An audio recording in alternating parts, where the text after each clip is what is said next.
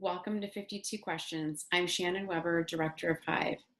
Every year, HIVE answers hundreds of questions from patients, their partners, and providers. Every week in 2018, we're bringing one of those frequently asked questions to you in video format. This week's question comes from a woman I've been in touch with many times. They were about to try getting pregnant. She's 32 years old. Her male partner is living with HIV, now has an undetectable viral load. She's considering whether or not she'll also use PrEP.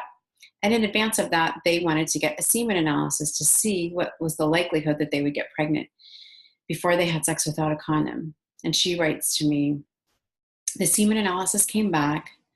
He doesn't have enough sperm for us to get pregnant. Now what do we do? So first, given your age, it'd be great to check in with your doctor to see if there's any other indicators that would show that it wouldn't be possible for you to get pregnant on your own. If that's the case, that it's likely that you could get pregnant on your own, then what you need is some sperm. So what are the options for getting sperm? And this is called either known donor or unknown donor sperm. And the donor aspect meaning that someone's giving it to you for you to use.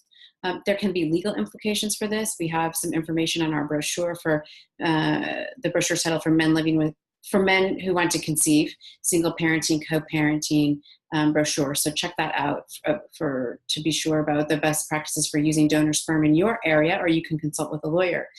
But known donor sperm could come from, I've known couples who've gotten sperm from a family member, so a brother or an uncle or a cousin. And in this way, they're able to have similar genetics. And see that the child will look like their family. I also know couples who've gotten known donor sperm from a close friend. And then there's the option of getting unknown donor sperm, and you would get this from a sperm bank. And it's possible to go to a sperm bank and look through the catalog of sperm donors that they have there and choose sperm that fits into the profile that you guys are looking for. In this way, that sperm would already have been tested, and that's something you want to take into account if you're using known donor sperm, is what testing are you comfortable with.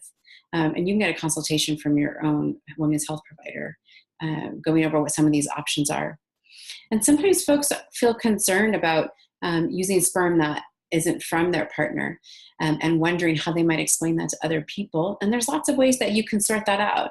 But for most folks who've gone this path, they tell me later, once that baby's inside them, it belongs to them. And that's much less of a worry for them once they start on that path. I, in fact, just received a birth announcement from a couple who conceived their second child using donor sperm. Other options for you to think about and talk about are also fostering and adopting, and we'll cover that topic in upcoming frequently asked question videos. Thanks for tuning in. I hope you have a great week.